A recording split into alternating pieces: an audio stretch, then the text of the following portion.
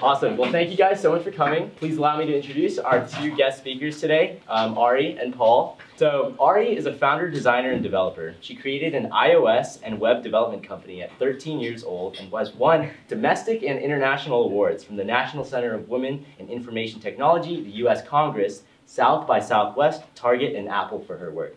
Currently, Ari is the CEO of the Trill Project, which is a social network built to help the LGBTQ+ community and others find a supportive climate. Trill has been downloaded over 50,000 times in more than 42 countries. Ari is also a contributor to the open source community and an advocate for women in tech. Paul is the founder of Crooked Branch Studio, which made $160K plus in revenue and $82K plus in profit before the business was acquired by a private equity firm in May. Paul has launched 2 crowdfunding campaigns to jumpstart the business. Being awarded a Kickstarter staff pick, he sold more than 4,000 wooden and carbon fiber bow ties to customers in 45 states, 16 countries, and 8 retail stores, and appeared on How I Built This with Guy Raz on NPR. His company also donates 10% of its profits to a local Kansas City food bank.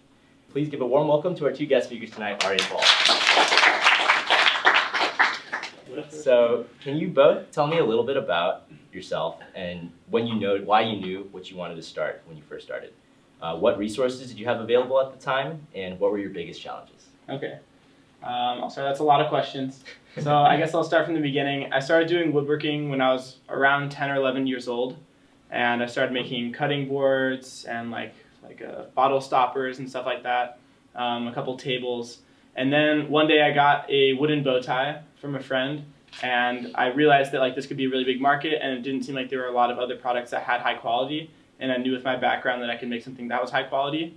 And so I spent a couple months coming up with the prototype, and I put it up on Etsy, and it sold almost immediately for a lot more money than I was selling other things for. And I thought, man, there actually could be a real opportunity here, not just to make $10 an hour, but an actual business. And so from there, I decided that I needed to do something that was really gonna force me to come up with all the marketing and basically come up with the steps that I was gonna do to make it a reality. And so that's why I went to Kickstarter. Not as much just for the money, but because it was something that was going to give me timelines to execute things. And so I put it up on Kickstarter. We ended up being fully funded. And from there, I just started expanding my products. We started selling really well.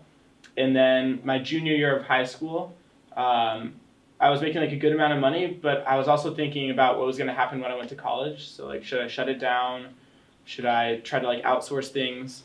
And so I decided that I wanted to try to outsource it. And that was a really hard decision because I knew that the risks there were huge. And it took me around a year to find all the manufacturers I needed. And then there's a lot of times where they would come up with thousands of products that would all be wrong.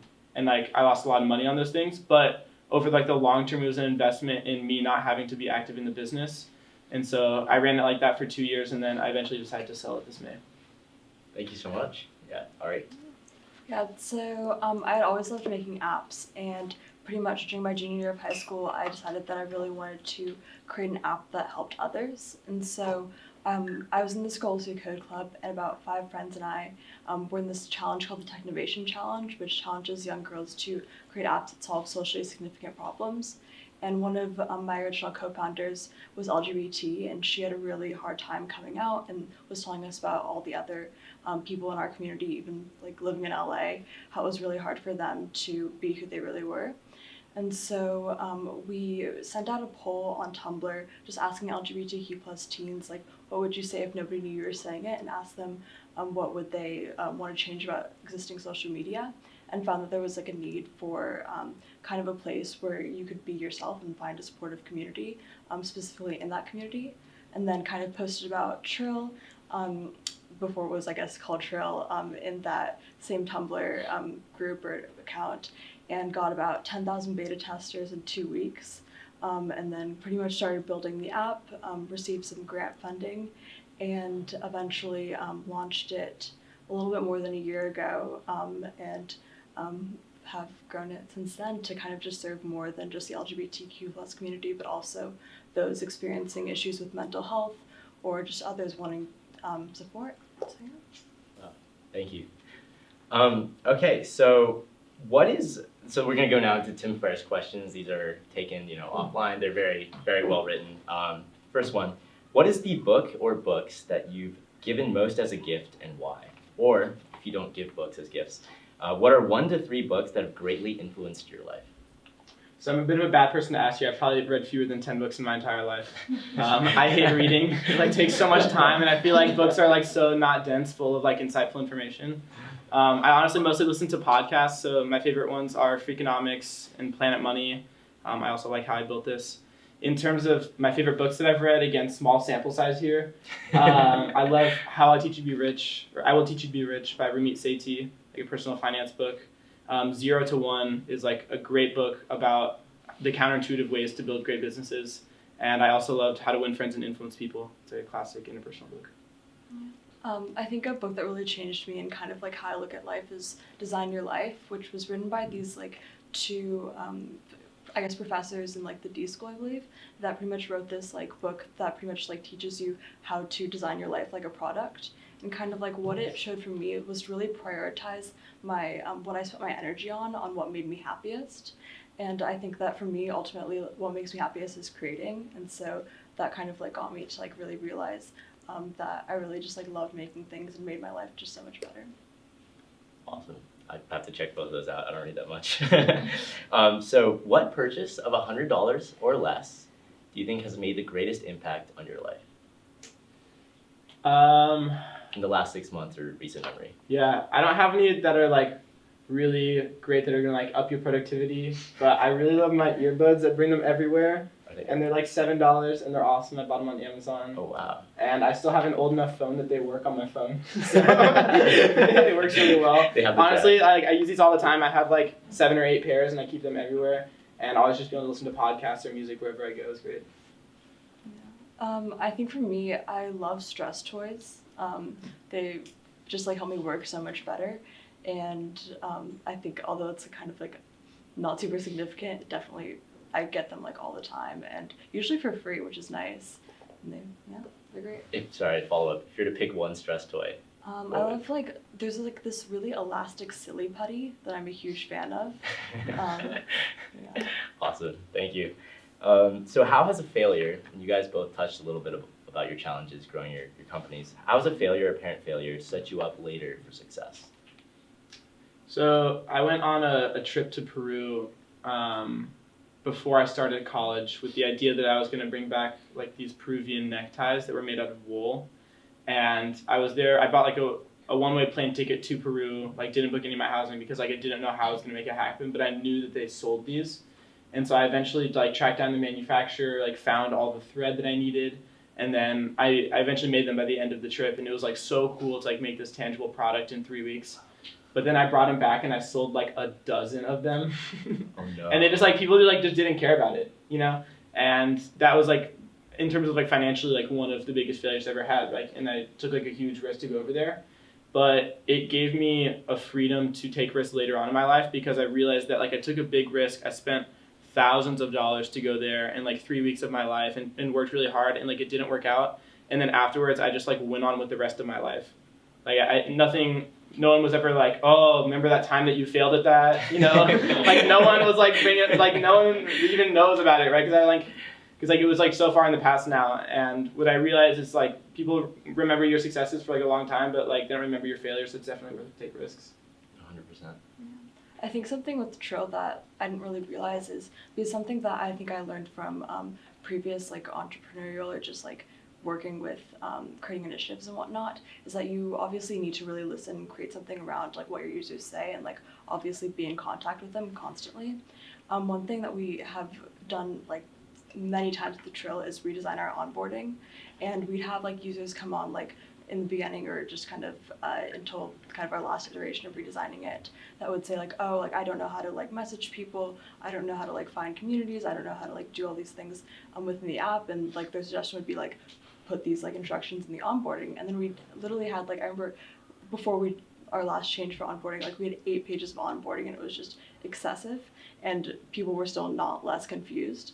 And we realized that we really needed to focus on like the problem that they had rather than the solutions that they gave us. And so we redesigned like parts of the app to be able to kind of like make it a lot easier to navigate and see where those functionality was, and it just like made the experience a lot better. But it took us like probably like 5 like failed onboarding redesigns before we got there. Wow. Good to know. Okay, so this one's a little fun. I like this one actually a lot, and I wish I could answer this. If you could have a gigantic billboard, like anywhere, this is hypothetical, right? Getting a message out to millions and billions of people, what would it say and why?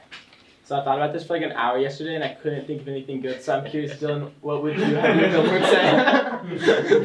That's very unexpected. Ari, do you want to? You had a good idea, right? I want to hear it. So for sure we have like, so currently our team is about, I think 10 people now, and we're all students, and so we all pretty like, we work from like either on the app to like our campus ambassador program to anything with that, to like marketing and UX, and so, but we're all like kind of like, of course, you know, like doing school and like being, I guess, like doing what we love as well. And so our motto is under promise and over deliver. And pretty much like kind of like we had to get to that point to where we like had an environment where we were really open and honest with each other and like what we could accomplish and really like break down kind of like as like student founders, because it's, you have like so many priorities at the same time, but you're not going to get anything done unless you are like open with your team and establish like what you can do and what you can't. And we've been really lucky to like establish a team culture that reflects that. So yeah. Oh, that's great. Sorry, the message would be. Under promise and over deliver. Under promise and over deliver. Got it. Paul, I have an answer now, but I mean. So I guess I do have a favorite quote, and I guess my billboard is my screensaver on my computer, and on it says, "Life's a marathon, not a sprint. Pace yourself accordingly." So I like that quote. That's a good thing. And mine, I took a nutrition class, so I know like in America we eat a lot of sodium, but potassium, what it does, it like removes water from like your bloodstream and puts it back in your blood cells. So my poster would say like eat more potassium and show like fruits and vegetables that like do that. So okay, moving on. What is one of the best or most worthwhile investments you've ever made? Could be investment of money, could be investment of time, energy, resources, wood. Go ahead. So when I was in middle school, we were like learning how to type on the computer, and I was like, man, all these people are so dumb. They're like trying to type without looking. It would be so much easier if I just typed while I was looking. And so I never learned how to type without looking on the keyboard. Like I couldn't type Homer. I was like the peg, like, and I was really fast at it, right? But I was like still this person who like couldn't look at what they were typing and type at the same time. And senior year in high school, I like realized I was going to go study computer science, and I was like, well, before I learn computer science, I should learn how to type on a computer, since I'm probably going to be doing a lot of typing. So I spent like 2 months and like got like a training program on my computer and like just started like learning how to type, and now I type all the time, and it's so great to type fast without looking at the keyboard. I'm so proud. So if you don't type Homer, I highly recommend it. It's definitely worth the investment. Yeah, I think for me, I spent a lot of time, I guess, like in high school, just like building random stuff. And I think what I learned from that was just like how to use the internet to like learn how to like make anything in like a week. Because I think like often like when I see other people like try to like teach themselves stuff, they like think about like learning like the fundamentals and like going the whole process. But I think something that's really helped me and like everything that I've done is just like being able to like know like how to Google stuff and just get all the pieces and having practice with that. To be able to just like create something fast. Was there anything memorable you built? Yeah, I created this like playground or like this like tutorial that taught kids with like learning disabilities like how to code, but like in that you got to like create your own planet, which was really fun. And I learned like so much about like animation and just like all these like random like technologies that, and like I think I've made in like 2 weeks. But yeah. Awesome. Not. I guess this is a question for both of you, but it applies kind of differently. For you, Ari, I guess what do you look for in your teammates? And then for you, I was wondering like what would you look for if you were trying to search for a partner or a co-founder? What would that process look like? I think for us, like, we have a really clear, like, culture docs and mission fit. And, like, number one is, like, do you believe in what we're doing? And do you feel, like, passionate about, like, ultimately, like, making sure that mission, like, spreads to, like, the rest of the world, I guess. And, like, we've had, like, very qualified people come to us, but, like, don't fit that. And obviously, like, have turned them away just because of that. And then beyond that, just, like, a culture of, like, honesty and just, like, that you're going to pretty much, like, say that what you do, you're actually going to do it. And something that I think that, like, a lot of, like, people don't really value when you, like, look for other people is, like, people often, like, look at, like, oh, like, they've won this award or, like, have this accolade. But just, like, looking at, like, raw talent and, like, how they're going to do different things is just, like, really important. And often we have, like, people, like, work on projects before we bring them on full time. Yeah. So for me, in, like, more of a business perspective, if I were going to bring on a co-founder, that, like, dilutes your equity 50%. So you're looking for, like, a big value add, right? So you want someone who has a specialty in something that you're, like, not skilled at, and then that specialty is going to, like, increase your business at least double. And so I think if you're looking to join a team, you have to prove that, like, the value you're going to bring is going to be equal to, like, the cost to bring you on. And it's not just, like, cost of equity. Like, when you bring on someone, you, like, make decisions slower, and, you know, you need, like, more people for a meeting, so it's, like, harder to meet, and, like, all those things become more difficult. So I would, like, definitely initially be skeptical of, like, the value that someone adds, and really would want to see them, like, prove that they bring value that I don't have. Fine. This is for Paul. Can you talk a little bit about the process of selling your company and, like, what went into that, why you decided to, and then how it all ended up for you? So I sold it for two reasons. One of them was financial, the other one was personal. For the financial reasons, e-commerce businesses are valued on a multiple of forward-looking profit. And that essentially means that, like, the expectation of how much profit you're going to bring in the future, and then, like, they cut it off at some point, and then that's pretty much the amount. And what I realized is that, like, the markets in which I was selling for wooden and carbon fiber bow ties, like, went up sharply for, like, many years while I owned it, but, like, were steadily decreasing over time. And that when I looked at, like, the forward-looking valuations, I was actually losing more money in enterprise value for my business per month than I was bringing in profit. And then I knew it, like, wasn't economically viable to keep the business, because I had, like, an insight that, like, no one else had, that, like, the market was declining in general. And so that's the reason why I sold it. Was, like, a bit of, like, a asymmetry of information arbitrage, I guess someone in finance would say. And, like, the personal reason was that I'd been running it for 6 years, and at that point, like, you get kind of tired of running one thing, and I wanted to move on to bigger and better challenges. What are you going to do now? Hopefully management consulting. I think you know that. What were some of your guys' inspirations? If either of you guys have any specific that jump out at you. I think for me, like, this is kind of, like, a interesting answer, but, like, John Green, like, I love John Green. I love so John much. Green. Oh my gosh. I just, like, have always been, I guess, like, yeah, like, yes, I've, like, just, like, grown up, like, obviously, like, reading his books, but, like, now just, like, seeing how he kind of, like, uses, like, his platform to be able to, like, allow people to create things that really, like, benefit people on a large scale and, like, also enable other people to be creators. And I think that's just, like, been an inspiration, like, as I've been, like, building things to, like, make sure that I, like, think about, like, bettering the world. Mm. Yeah. Probably my biggest intellectual inspiration was Freakonomics, the podcast. And I would listen to it a lot because I was in my shop, like, doing woodworking, so I had a lot of free time to listen to things. And Freakonomics gave me a different lens through which to view the world, like, from a data, like, logical viewpoint. And what I like about the show is, like, he starts with, like, a problem or a question, and then he goes into, like, one side, then he goes into the other side, and then he, like, tries to reconcile the different points of view through data. And I think that that's a great approach to take to the problems we face in life. Wow, no, that was a great answer. Both of them are great answers. Oh, yeah, sure. How old are you two? And did you go here or elsewhere? So I turned 18 a couple months ago. Yeah. I'm at USC. Yeah, I'm at USC too. I'm 20. Do you guys want to talk about when you both, how old you were when you both started your ventures? Oh, I was 16. Yeah. So I was 14 when I started selling woodworking online. I was 16 when I started selling wooden bow ties. I was 20 when I sold the business. Yes. Yeah, so this is going to be a little bit of a longer question. This is for both of you. So one thing I noticed is y'all go to great school, USC. But I see a lot sort of in the entrepreneurship community, there's this tension between like going through the system versus, fuck it, I'm gonna do it myself. Yeah, if you watch Gary Vaynerchuk's videos, he's like, fuck school, fuck this, fuck that, do it myself. So I'm just curious, y'all were able to have really successful businesses while also having a really successful, career academically and sort of outside of academics. I was wondering, do you have any advice for how to reconcile the two, or do you think those two are mutually exclusive?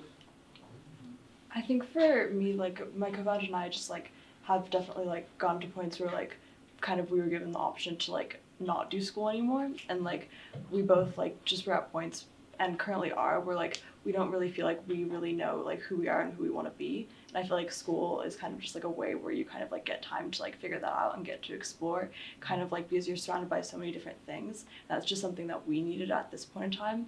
We kind of still love doing Trill, but we know that we're operating at a scale that is like much less than it would be if we were like full time and not doing school, if that makes sense.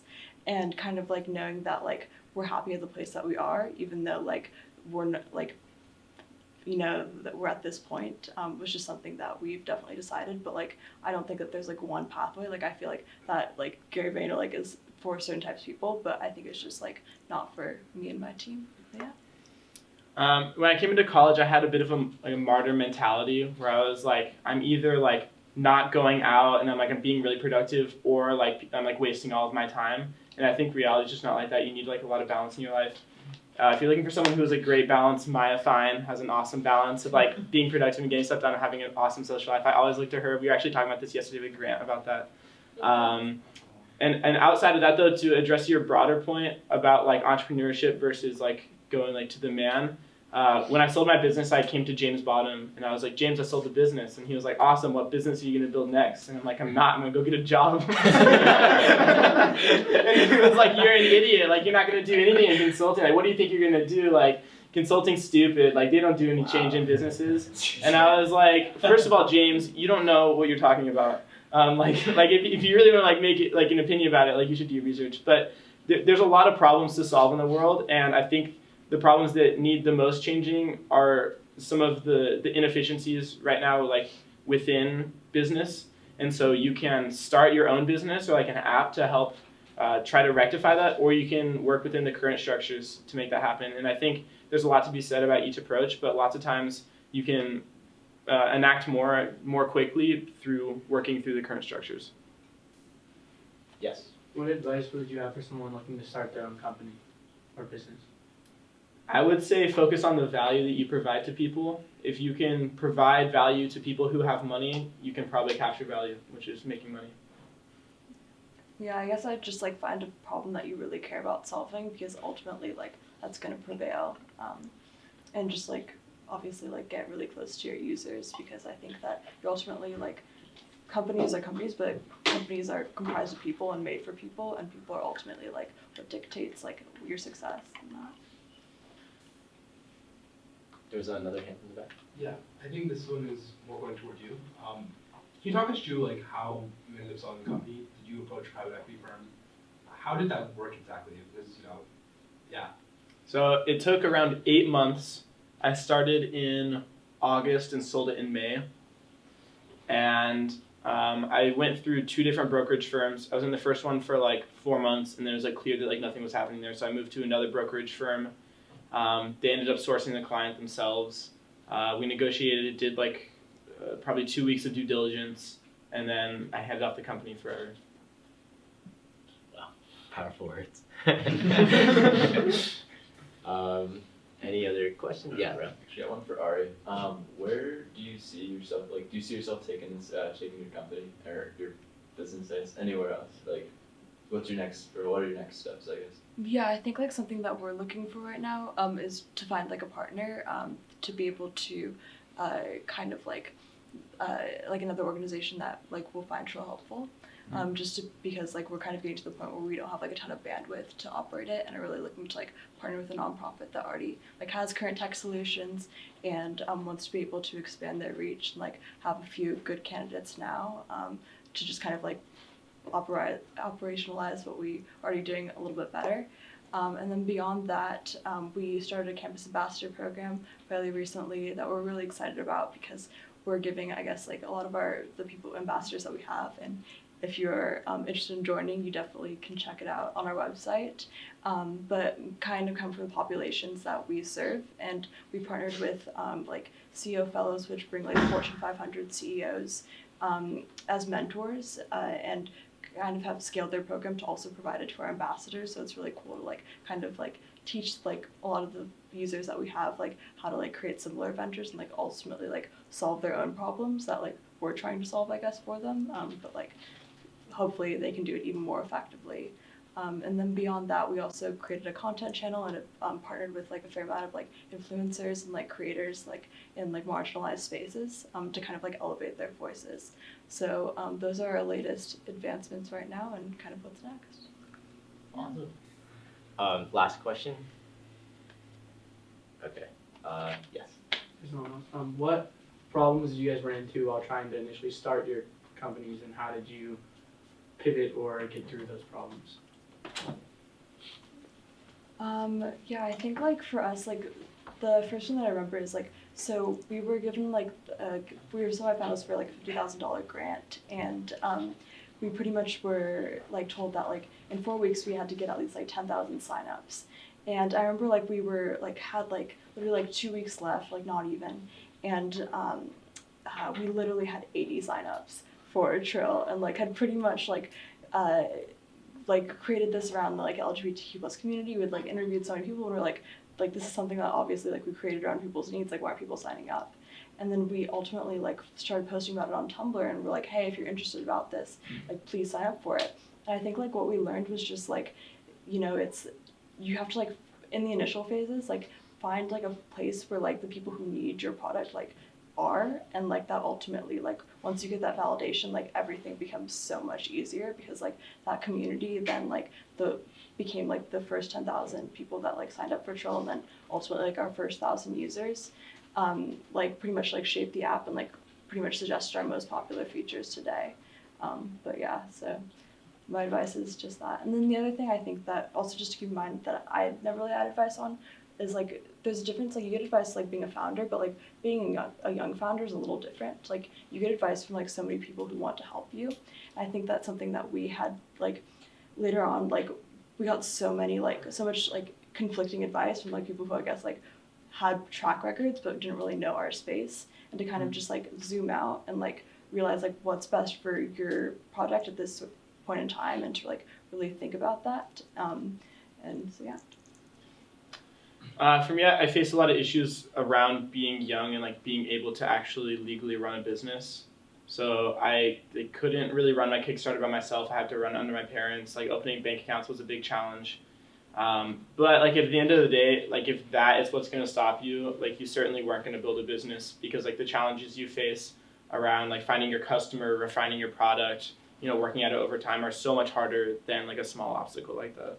Okay, I just one more question. So both of your products are in very different spaces and are both like take completely different things to start up. So like yours is mostly just, I assume, mostly manpower to like build the app and create it and get traction, whereas yours is a lot of like manufacturing. You have to actually inventory and stuff like that.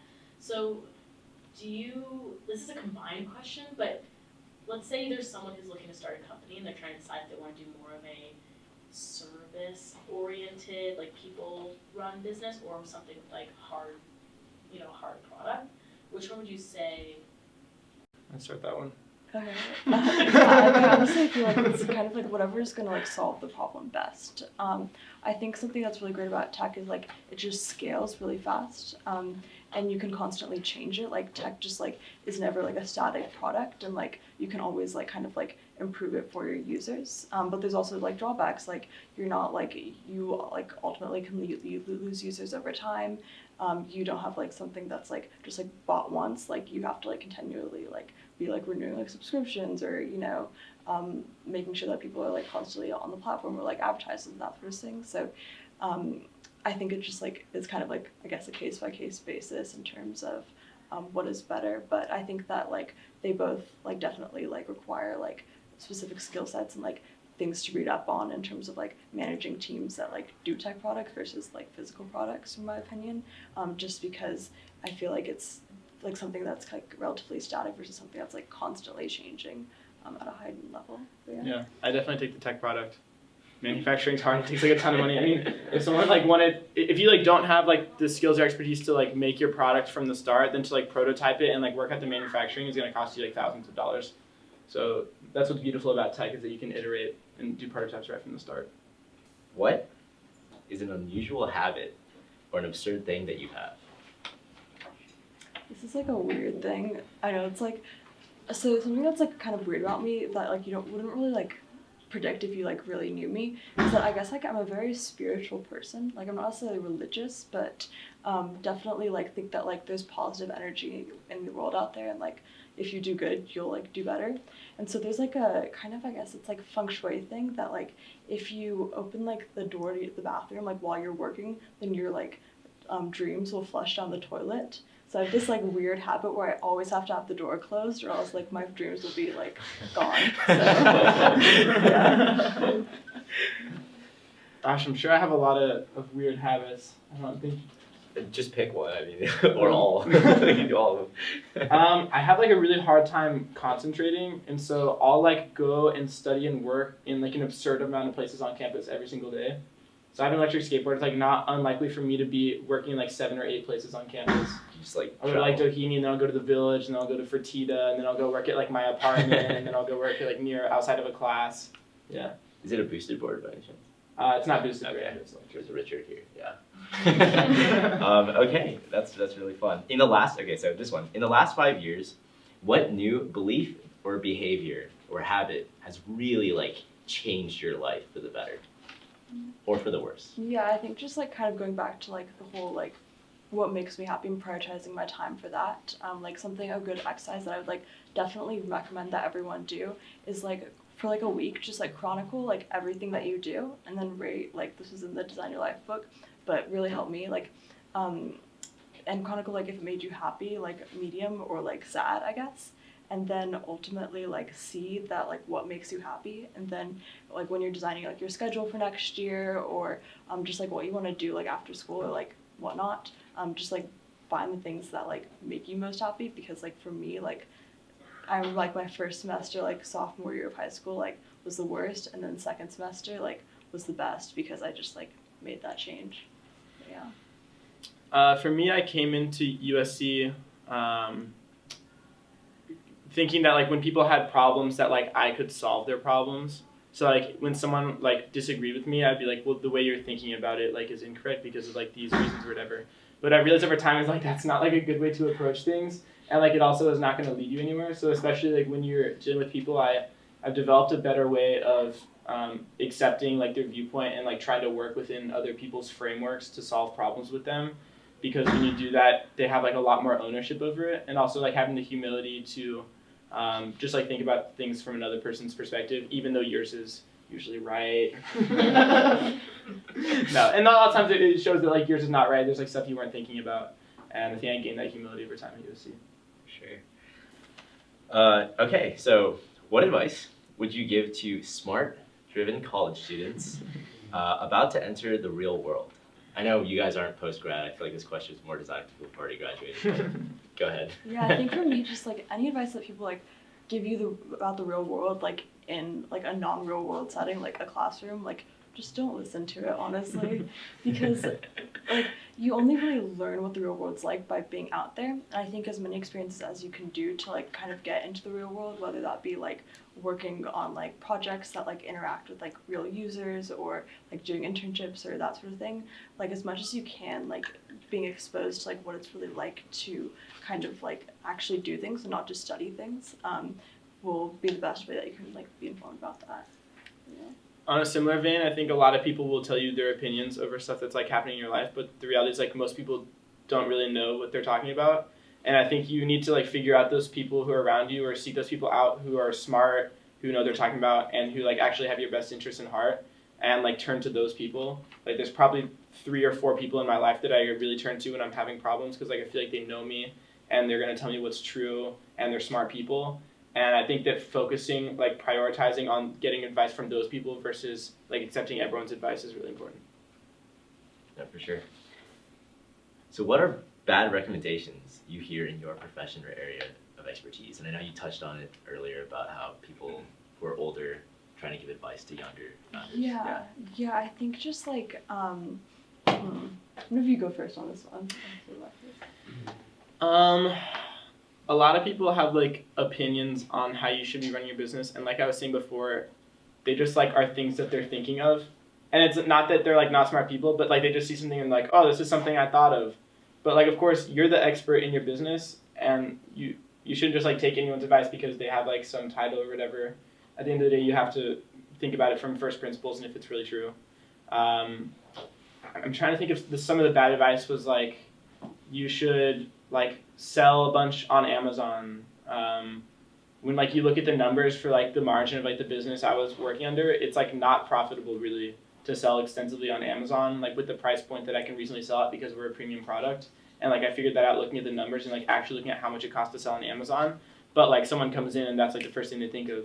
Or like you should sell straight wooden neckties, which is like a totally different product. And it would be like so much harder to manufacture. And like looking at the manufacturing, it cost me like 4 or 5 times as much to manufacture. Like I would have to charge like $300 a wooden necktie. Like it doesn't even make sense. But like they're reasonable things to think of, and like it's not like bad that people think of them. It's like great that like people are ideating for your business. Like you want to have those people around you, but also like obviously you got to think about things for yourself before you try it out. Okay, we're approaching the end here. Not yet done, but what in the last 5 years, what have you become better at saying no to? Distractions, invitations, maybe in the business sense, and what new realizations regarding yourself or the way you think have helped you say no?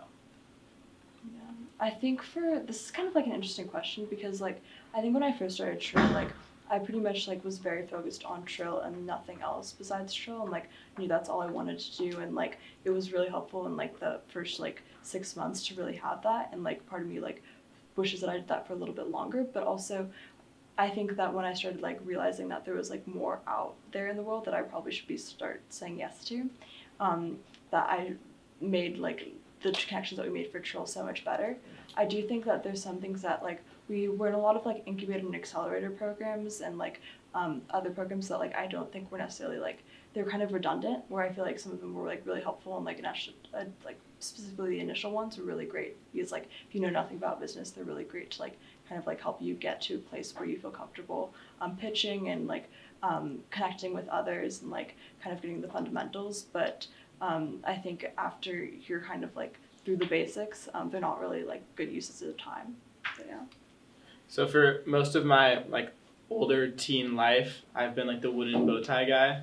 So like I was that in high school, I was that in college, and I actually saw someone who interviewed me for my scholarship committee, and she's like, "You're the wooden bow tie guy," and I was like, "Yep, still the wooden bow tie guy." So I think saying no to like being the wooden bow tie guy was great for me. Like once I sold my business, like saying no to like that part of my life and saying like I'm gonna move on from this, like it doesn't define me, like I'm other things and I'm gonna grow outside of this and beyond it, was big for me, and it gave me the free time. And not just like the free time because I wasn't spending a lot of time managing my business, but like the mental energy to like focus on other things. Because you can not really give your all to that many things in life. And like my business was kind of taking away from my personal development there. Wow. Okay. When you feel overwhelmed or unfocused or have lost your focus temporarily, what do you do and what questions do you ask yourself to get back on track? Yeah, I think just like kind of like there was a really good like startup school talk that kind of like talks about like time management for projects that I think came out a couple of weeks ago, and pretty much like you kind of like make a list of like what impact is your tasks are gonna have and like how easy they are, and I feel like that's a really good way to prioritize your time. For me, I like stay focused by pretty much like planning my days like really like kind of like not necessarily hour by hour but pretty close to that, and that's just like kind of like make sure that like I'm doing what I want to accomplish every day, and yeah. That's interesting. Gosh, I'm not really sure. I think I move around, like I mentioned before, so like when I'm distracted, like I'll go to a new place. When I'm facing stressful situations, I'll definitely go work out. because I found like one, it gives you like hyped up, you know, all the endorphins and stuff, but also you can like think about like what's stressing you out. And usually I'm stressed out because I don't have control over something that's like not going well. And I think like lifting weights or like running gives me that control, because I'll just like think about like what's stressing me out or pissing me off, and like I'll like channel that into my workouts, and it helps me like feel like I regain control over it. No, for sure. All right. Well, thank you so much, Ari and Paul, for joining us tonight. If you guys would like to learn more about their two companies, you can visit their websites. They have projectdrill.com and crookedbranchstudio.com. Plus, they're also on Instagram too. So yeah, this is the one. There's a couple. Yeah. That's the one. Yeah. So Rem's gonna show us a little bit. But yeah, thank you guys so much for coming tonight, and we ended a little early, but thank you guys. Appreciate it.